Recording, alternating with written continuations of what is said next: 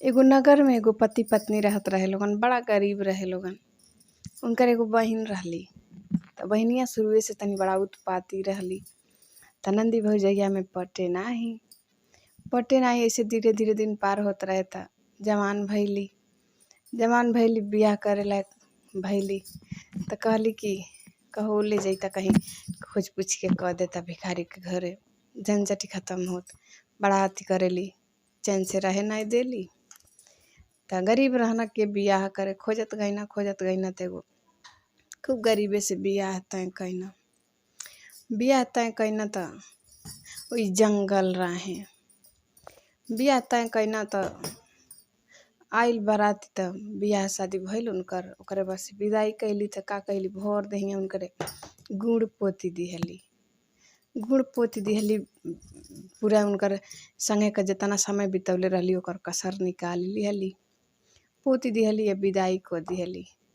डोली में बैठ के बेचारी जात रहली, माछी भिनकत रहली। सत कहारन से कहली कि ये भैया लोगन अगर ताल पोखरा पड़ी त हमके रोकी दिहलो, हम नहाइब, कैसे जाइब, हे तरे जाइब तो वहाँ का लोग का कही। लेके जात रहना सा, जंगल रहे त रास्ता में एगो नदी पड़ल। तो वहीं ललरी छठी के दिन रहे, पूजा पाठ कैल रहे। वहीं पोखरा पर उतार दिहन सा। आ रोवत बिलखत नहात रहली कि मनवाज माई बाप रहता त ही दशा नाइन हमार रहत। त नहात रहली त छठी माई ओही में रहली, सुनत रहली सब। छठी माई का कृपा भइल, चुनरी बिखो गहना से देही लद गइल, टाली सामान सब गइल उनकरे घरे। गईली पहुँचली वहाँ, उ आदर सत्कार, बाप रे इतना सामान लेके आइली बा। हाँ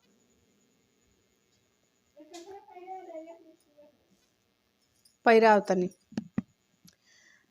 त कहलो बाप रे कितना सामान लेके आइली बा। गइल खूब इज्जत से अपन रहे लागली। ओकरे बाद से कुछ दिन बीतल त कहली कि कहो जैता देखा त मर गइली कि जिया ताड़ी। कहना हो इतना गुड़ पोत के भेजले रहलू, जंगल रहे गइलो के बाघ सियार छोड़ले होई, हाँ खा गइल होई। हम कौन मुँह लेके जाई, ऐसा निक से विदाई कैलू। फिर हार पाछ के गईना, भाई के जीव नहीं मानल, गईना खोजत गईना त पहुँचना कहना फलाने गांव में एगो लड़की के शादी भइल रहला।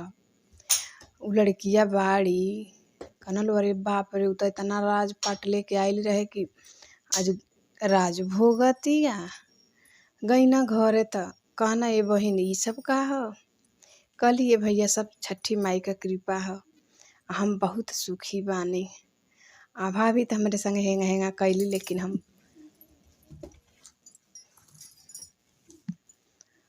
बहुत सुखी बानी तुहन लोगन के कृपा से। तो जय हो छठी मैया, जैसे उनका दिन लौटौलू वैसे सबका दिन लौटैया।